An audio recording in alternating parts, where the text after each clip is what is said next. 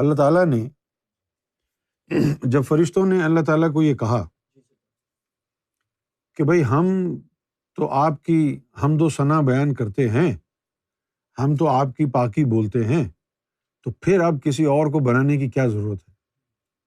ہم کافی نہیں ہیں تیری مدح سرائی کرنے کے لیے؟ کافی نہیں ہیں ہم تو تیری حمد و ثنا بیان کرتے ہیں، ہم تو تیری تقدیس کرتے ہیں، پھر بھی تو بنا رہا ہے ایک ایسے انسان کو جو پھر جا کے دنگا فساد کرے گا، مارا ماری کرے گا، خون بہائے گا۔ تو اللہ نے کیا کہا؟ اجی آپ نہیں جانتے جو ہم جانتے ہیں۔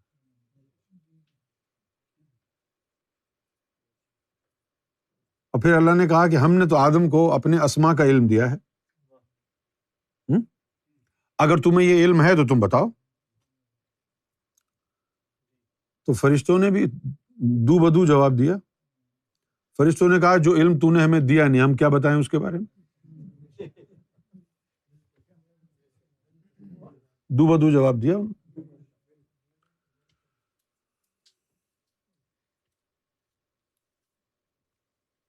اس کے بعد کہانی ختم ہو گئی۔ پھر فرشتوں نے کہہ دیا کہ انکا انت علیم الحکیم، کہ بھائی آپ جو ہے وہی جانتے ہیں حکمت، ہم کو تو نہیں پتا۔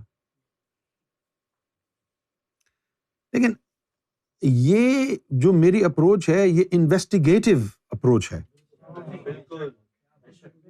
یعنی قرآن کا تحقیقی اور تفتیشی جائزہ۔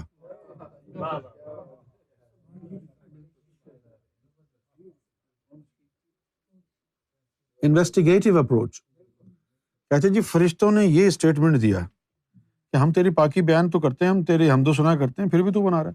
تو مطلب یہ ہوا کہ ان کے ذہن میں نہیں تھا کہ اللہ تعالیٰ کی حمد و ثنا بیان کرنے کے علاوہ بھی کوئی عبادت ہو سکتی ہے، ورنہ وہ کہتے ہم کر تو رہے ہیں، اور کیا کروانا ہے تو نے، کر تو رہے ہیں ہم، کیوں بھائی؟ تو ان کو جو ہے یہ ذرا سا اس کا ادراک نہیں تھا کہ وہ کیا ہونے والا ہے۔ فرشتوں کو یہ ادراک نہیں تھا کہ اللہ سے محبت بھی کی جا سکے گی، اللہ سے رابطہ بھی کیا جا سکے گا۔ یہ فرشتوں کی نالج میں نہیں تھا، کیونکہ اس وقت تک اویلیبل ہی نہیں تھا۔ اب آپ دیکھیں کہ اب سرکار سے ہم نے پوچھا، ایک آدمی پریشان بیٹھا تھا، تو اس کے ساتھ بارے میں گفتگو ہوتے ہوتے اور آگے گفتگو نکل گئی۔ سرکار کی بارگاہ میں عرض کیا کہ کیا سرکار فرشتے بھی کبھی پریشان ہوتے ہیں؟ تو فرمایا ہاں، 2 موقعوں پر فرشتے پریشان ہو جاتے ہیں۔ ایک تب کہ جب کوئی عورت حاملہ ہوتی ہے، پریگننٹ ہوتی ہے، تو اللہ تعالیٰ ان فرشتوں کو حکم دیتا ہے کہ اس کے بچے کی ایسی صورت بنانا کہ کسی ایک آدمی سے بھی اس کی صورت نہ ملتی ہو۔ تو اس وقت ان کے لیے پریشانی ہوتی ہے کہ بھئی ایسی صورت کیسے بنائے، کوئی نہ کوئی فرق ڈالتے ہیں۔ اچھا، دوسرا مقام کب ہے ان کی پریشانی کا؟ کہ جب اللہ تعالیٰ کی بارگاہ سے مرشد کامل کسی بندے کے لیے اذن ذکر قلب حاصل کرتا ہے اور اللہ تعالیٰ اجازت دیتا ہے کہ ہاں اس کا قلب جاری کر دیا جائے، تو فرشتوں کو 2 فرشتوں کو بھیجتا ہے کہ اس کے دل کی دھڑکنوں میں اللہ اللہ ملاؤ۔ تو اس وقت ان کو پریشانی ہوتی ہے فرشتوں کو کہ اب ہم تو اللہ اللہ اس کے دل میں ملا رہے ہیں، اور جب مل گئی تو یہ ہم سے آگے نکل جائے گا۔ ان کو ساری وہی باتیں یاد آ جاتی ہیں کہ ہم نے اعتراض کیا تھا، ہم نے اللہ کو کہا تھا کہ ہم تیری حمد و ثنا کے لیے کافی ہیں، تو اس نے کہا تھا کہ نہیں ہم تو ناموں کا علم دے رہے ہیں، تمہیں ہے تو بتاؤ۔ جو ہم نے کہا جی ہم کو دیا ہی نہیں تو ہمیں کیسے ہوگا۔ تو یہ ہے وہ ناموں کا علم کہ یہ بندہ جو ہے اس کی دل کی دھڑکنوں میں اللہ کا نام بس جائے گا اور اس سے نور بنے گا، اور یہ سالہ سوتا رہے گا، اس کو خبر بھی نہیں ہوگی، اور اس کے اندر رب کا نام بھی لینے والی چیز ایک بیدار ہو جائے گی۔ ان کی سمجھ میں یہ کہانی نہیں آئی، کیونکہ وہ تو بیدار رہتے ہیں، ہر وقت بیدار رہتے ہیں، ہر وقت ان کا کام ہی یہی ہے حمد و ثنا بیان کرنا 24 گھنٹے، وہ تھکتا ہی نہیں ہے۔ اور اس کے بارے میں دیکھا یہ سو رہا ہے اور یہ حمد و ثنا بھی کر رہا ہے، یار یہ کیا ہے؟ ہو گئی بات پوری۔ آ جاؤ. اب کیا اللہ کیا کرتا ہے؟ جب کسی بندے کا قلب ذکر اللہ سے بیدار ہوتا ہے تو ادھر لکھا ہے حدیث میں قلب مومن عرش اللہ، کہ مومن کا قلب اللہ کا عرش ہے. تو اس کو کوئی نہ کوئی تو اس کی جو ہے یعنی نسبت ہوگی نا عرش الہی سے. کیوں جی؟ ہاں. وہاں عرش الہی کے اوپر ایک مینار ہے، اس مینار سے مومن کا قلب جڑا ہوتا ہے نوری تار کے ذریعے، ہے نا. جیسے بھائی یہ عورتیں کپڑے دھو کے ٹانگ دیتی ہیں نا، وہ رسا باندھ کے ٹانگ دیتی ہیں نا، ہے نا. تو 2 پول سے وہ رسا باندھا ہوتا ہے، وہ کپڑے ٹنگے ہوئے ہوتے ہیں. اسی طرح یہ دل اس مینار سے نور کی تار کے ذریعے جڑا ہوتا ہے. جب انسان کا دل اللہ اللہ کرے یا کسی رب کے کسی اور نام سے رب کو یاد کرے تو وہ جو مینار ہے وہ لرزنا شروع کر دیتا ہے.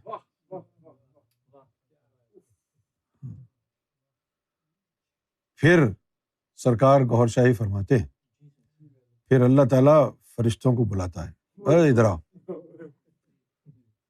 ادھر آؤ، تم کہہ رہے تھے نا کہ اس کو نہ بناؤ، ہم کافی ہیں حمد و ثنا کے لیے. یہ دیکھو آج وہ میرا جو بندہ ہے جس پہ تم نے اعتراض کیا تھا، آج وہ نہیں، وہ سو رہا ہے، اس کا دل آج میرے ذکر سے جاری ہے اور یہ عرش کا جو مینار ہے یہ ہل رہا ہے. بتاؤ تم ایسی عبادت کر سکتے ہو؟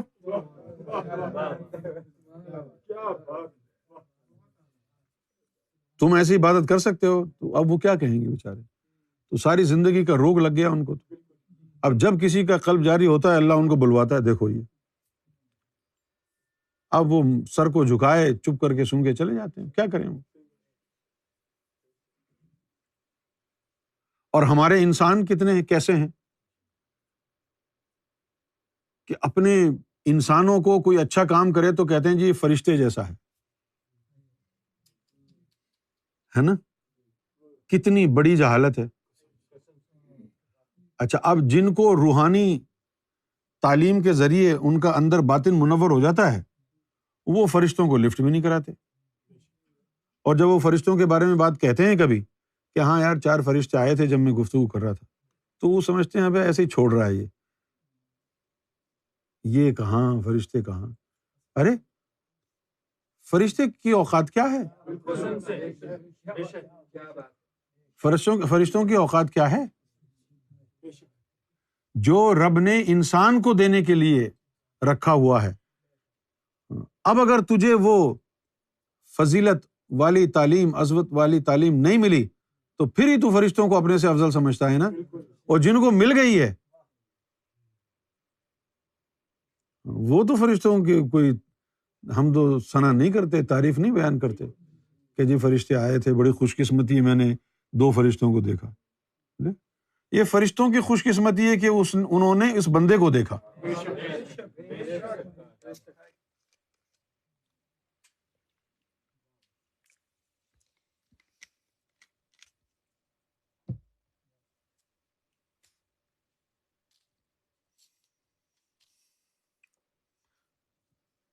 تو آج کے یہ 2 نقاط آپ کو سمجھ میں آ گئے ہیں.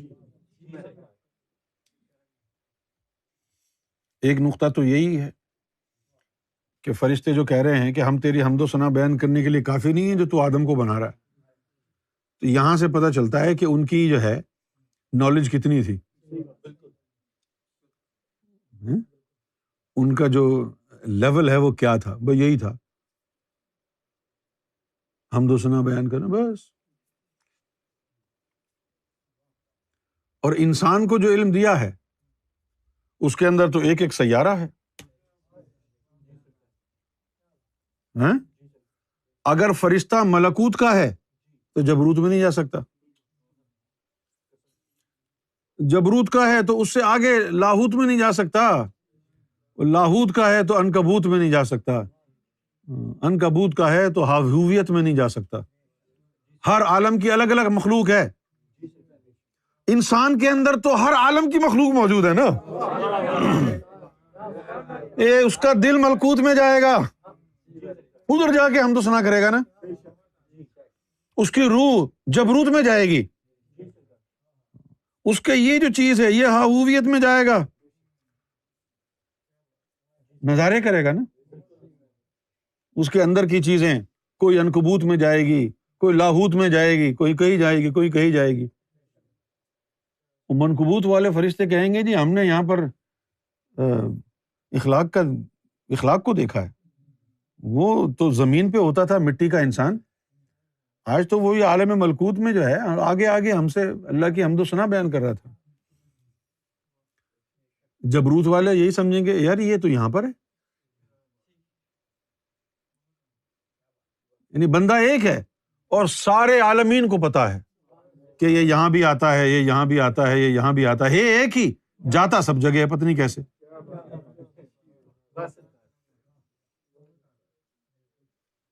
تیرا جو یہ ڈھانچہ ہے، جو یہ تیرا اسکیلیٹن، یہ تیری جو باڈی ہے، اس کے اندر سارے خزانے بھرے ہوئے ہیں، تو نہ جانے کن خزانوں کو تلاش کرنے میں لگا ہوا ہے، سارے خزانے تیرے اندر ہیں۔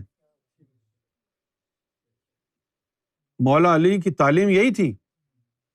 آج ہمارے جو شیعہ بھائی ہیں وہ مولا علی کا نام تو بڑی محبت سے لیتے ہیں، اللہ تعالیٰ ان کو خوش رکھے، لیکن مولا علی کی جو تعلیم ہے وہ تعلیم بھی تو حاصل کرو نا، بغیر نورانیت کے، بغیر تعلیم کے مولا علی کی محبت بھی مشکوک ہو جائے گی نا کہ ان کو ہے بھی یا نہیں، مشکوک ہو گئی نا۔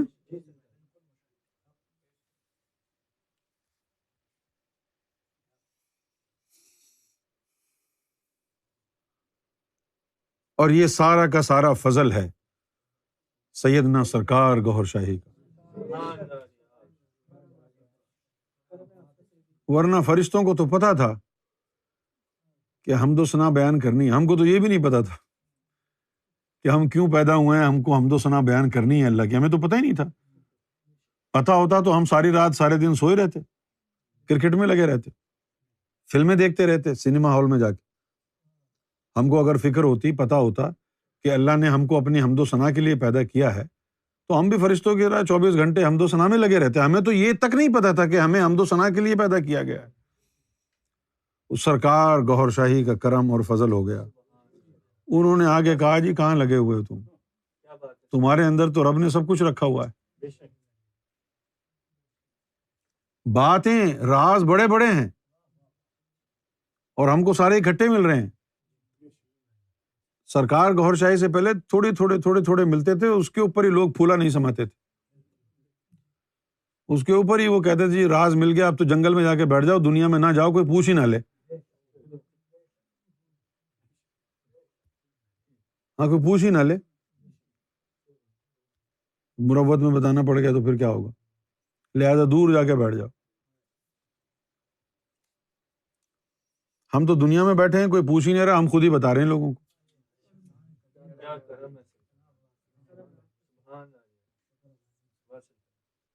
جب تم کسی کو ذکر قلب کے بارے میں بتاتے ہو، جب تم کسی کو سرکار کے بارے میں بتاتے ہو، جاتے ہو باہر سوشل میڈیا کے ذریعے فیس ٹو فیس گفتگو کر کے، جب تم لوگوں کو بتاتے ہو اس تعلیم کے بارے میں، ذکر قلب کے بارے میں، سرکار کے بارے میں، تمہارے دل میں یہ خیال آتا ہے کہ یار یہ میں کیوں بتا رہا ہوں، اگر یہ مجھ سے آگے نکل گیا تو کیا ہوگا؟ ہمیں یہ خیال نہیں آتا ہے نا، کیونکہ ہم سرکار گوہر شاہی کے ماننے والے ہیں، کیونکہ ہمیں معلوم ہے کہ سرکار گوہر شاہی انصاف سے دنیا کو بھرنے آئے ہیں، جو مجھے عطا کرنا ہوگا انہیں وہ کر دیں گے، مجھے فکر کرنے کی ضرورت کیا ہے کہ یہ مجھ سے آگے نہ نکل جائے، وہ آگے نہ نکل جائے، ہم تو سب کو دے رہے ہیں، یہ لو بھائی آ جاؤ جی، عظمت کے خزانے لوٹو، جتنا چاہے لوٹ لو، ہم سے بھی آگے نکل جاؤ، پرواہ نہیں۔ پرواہ ہمارے دل میں فطری طور پر کیوں نہیں ہے؟ کیونکہ ہمیں کوئی احساس محرومی نہیں ہے۔ یہ احساس محرومی تھا تو قوم جنات کو تھا، فرشتوں کو تھا، آج میں تھوڑا سا کھل رہا ہوں، آپ تو صرف شیطان کے گلے میں ہاتھ ڈالتے ہیں نا، یہ احساس محرومی فرشتوں کو بھی تھا، یہ احساس محرومی ڈفرینٹ لیول کا، شیطان جیسا نہیں، یہ احساس محرومی ملائکہ کو بھی تھا، ہاں، وہ کیوں تھا پوچھو؟ بھائی وہ اس لیے تھا کہ اللہ تعالیٰ نے ان کو نور سے بنایا، تو جس نور سے، جتنے نور سے بنایا، کبھی بھی اس نور میں اضافہ نہیں ہو سکتا، اور انسان کو یہ اس نے چھوٹ دی کہ جتنا چاہے نور بنائے اور اپنی نورانیت میں اضافہ کرتا چلا جائے۔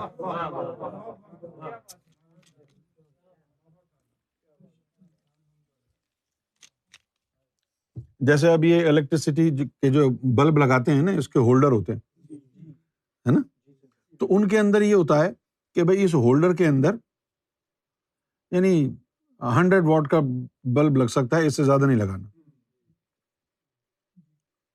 کسی پہ لکھا ہوتا ہے یہ 50 کا لگ سکتا ہے، یہاں پر 50 سے زیادہ کا نہیں لگانا، زیادہ کا لگاؤ گے تو فیوز ہو جائے گا،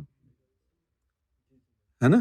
لیکن انسان کو اللہ نے ایسا ہولڈر لگایا ہے، 50 کا لگا چلے گا، 100 کا لگا چلے گا، 200 کا، 1000 کا، لاکھ کا، 10 لاکھ کا، کروڑ کا لگا، ارب کا لگا، جتنا چاہے لگا، ہولڈر خراب نہیں ہوگا، چلے گا۔ فرشتوں کے تو ہولڈر پر 50 کا ہی ہے، جتنی چاہے حمد و ثنا بیان کریں، ان کی نورانیت میں اضافہ نہیں ہوگا۔ یہاں پر آ کر وہ اسٹیگننٹ ہو گئے، یہاں پر آ کر وہ رک گئے، ان کی نورانیت میں اضافہ نہیں ہوگا، اور انسان کی نورانیت بڑھتی رہتی۔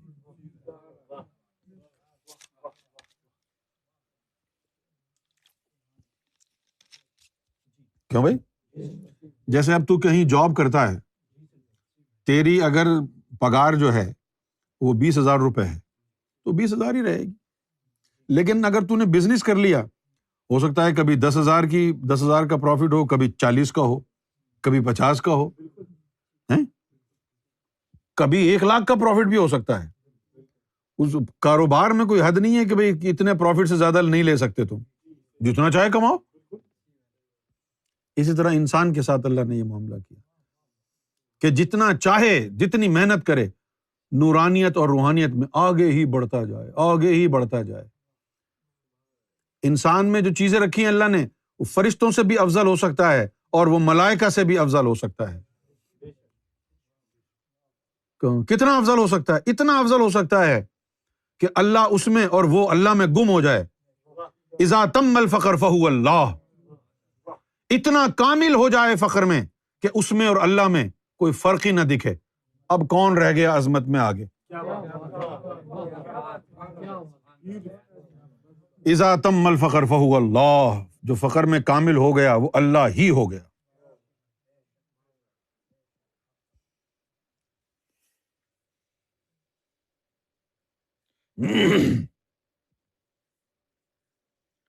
ہمیں کوئی سمجھ میں آ رہی ہے باتیں کہ نہیں؟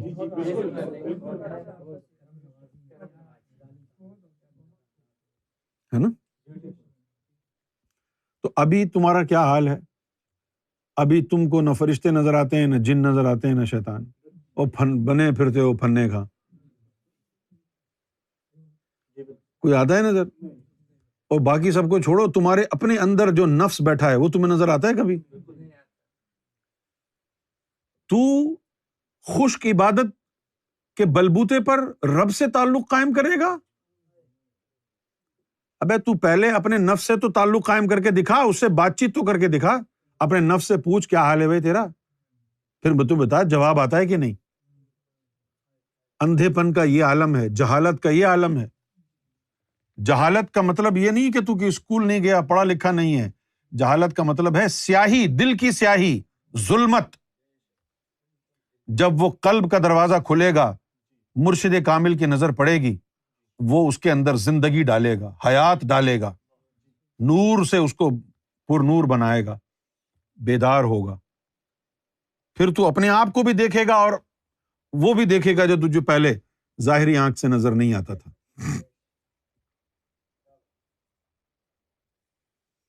ابھی تو کسی سے تیرا رابطہ نہیں، اپنے آپ سے نہیں ہے۔ تو نے اپنی روح کو دیکھا ہے؟ اپنے نفس کو دیکھا ہے؟ کبھی نہیں۔ تو کسی اور کو کیا دے، فرشتوں کو کیا دیکھے گا تو؟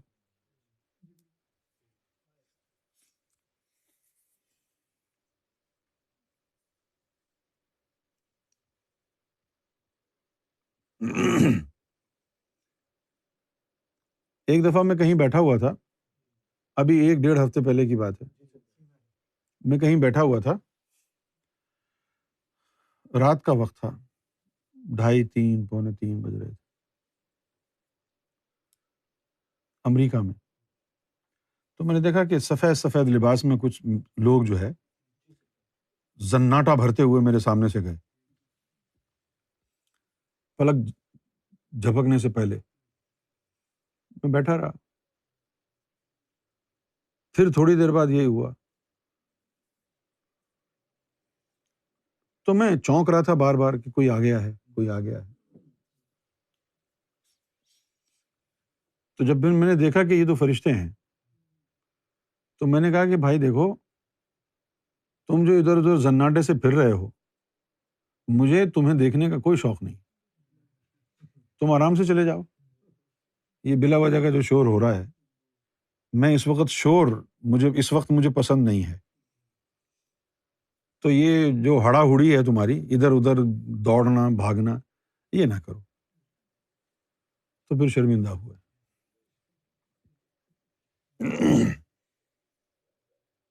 اب سوال لے لیتے ہیں۔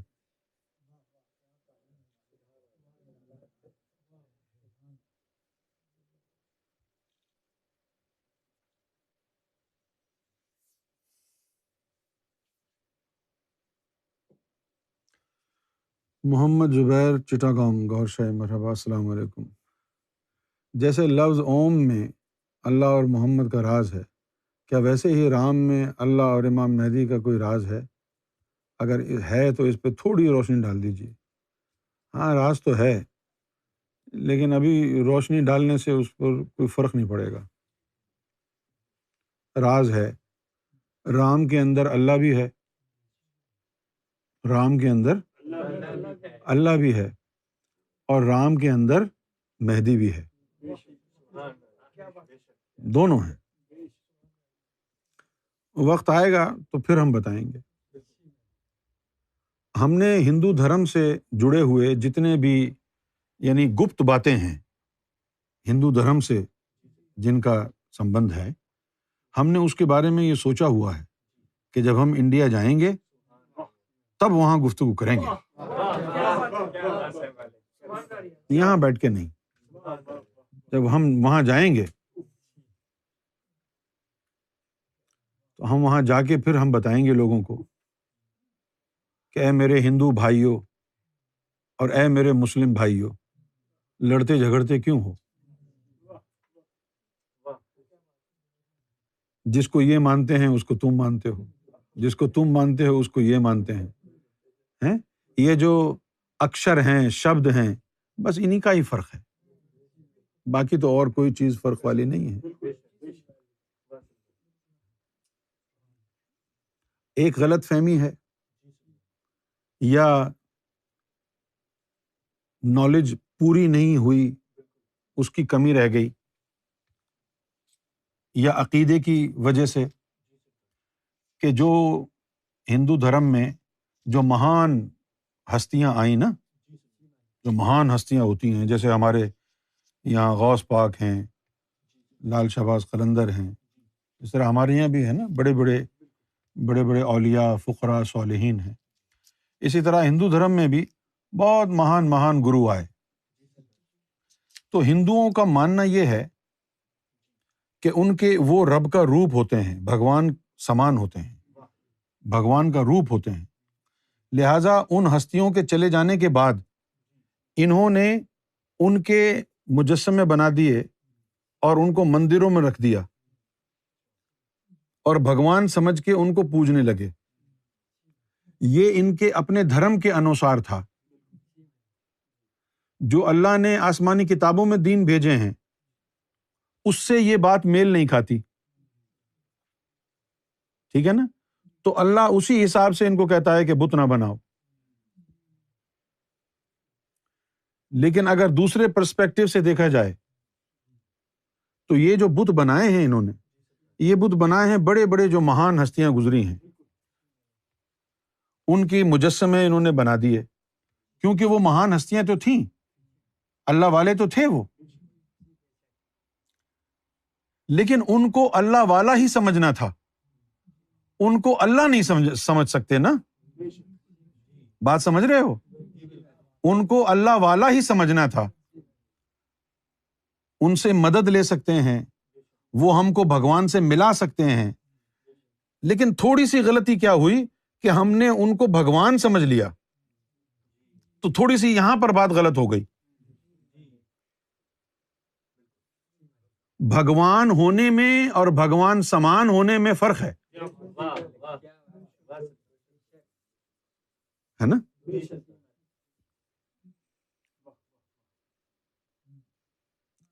اب جیسے ہم نے سنا ہے ہمارے سکھ بھائیوں میں، ہو سکتا ہے غلط ہو بات، میں نے سنی ہے کہ ہمارے پنجاب میں سکھوں میں کہتے ہیں کہ جو سالی ہوتی ہے وہ آدھی گھر والی ہوتی ہے، تم نے بھی سنا ہے؟ تم نے صحیح سنا ہے یا غلط سنا ہے؟ کچھ تو ہے۔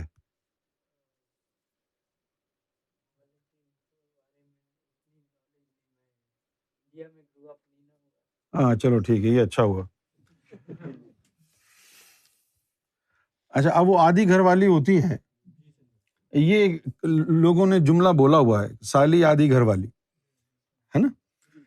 لیکن وہ گھر والی تو نہیں ہوتی نا، گھر والی سے تو ہر چیز کھلی ہوتی ہے۔ اسی طریقے سے اب جیسے ہمارے جو ہے یعنی مسلمانوں میں کوئی بزرگ آیا، کوئی ولی آیا، کوئی فقیر آیا، ہے نا، تو ہم اس کو جو ہے یعنی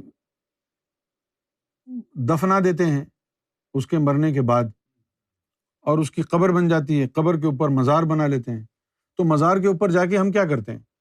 مزار کے اوپر جا کے ہم عبادت تو نہیں کرتے، مزار کے اوپر جا کے ہم نماز تو نہیں پڑھتے، وہاں جا کے فاتحہ کرتے ہیں، فاتحہ کر کے آ جاتے ہیں۔ لیکن ہمارے ہندو جو بھائی ہیں انہوں نے کیا کیا، کوئی اگر مہان ہستی گزری، کوئی بھی مہان ہستی اگر گزری ہے، بھگوان اس کے اندر تھا، وہ اللہ والا تھا، اس میں کوئی شک نہیں، لیکن ان کا انہوں نے مجسمہ بنا دیا اور پھر اس کی پوجا کرنے لگے کہ ان میں بھگوان تھا۔ اس میں بھگوان تھا، لیکن یہ جو مجسمہ تو نے بنایا ہے اس میں کہاں ہے بھگوان؟ جب وہ زندہ تھا اس میں بھگوان تھا، اس بت میں بھگوان کہاں ہے؟ یہ سمجھنے کی بات ہے۔